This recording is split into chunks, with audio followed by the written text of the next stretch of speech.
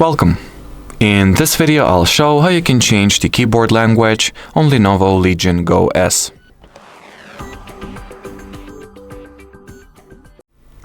So to start, pull up the Steam menu either through the touchscreen or the dedicated hardware button.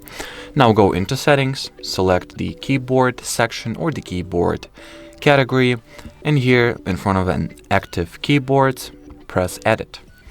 Now switch on the language you would like for your keyboard to have. Let's say I'll go with German, for instance. Now two languages should be active. Yep. So I will be able, once I pull up the keyboard, switch between them. If you'd like to have only one, just switch off the original language or the other language that you do not want to have. Now, if I were to pull up the keyboard, it should be in German. So let's quickly test it out. Yep, as far as I can see, the layout is indeed German, as well as the special signs or letters from German alphabet are also present. Anyway, as far as this video goes, that'll be it. So thanks for watching and bye-bye.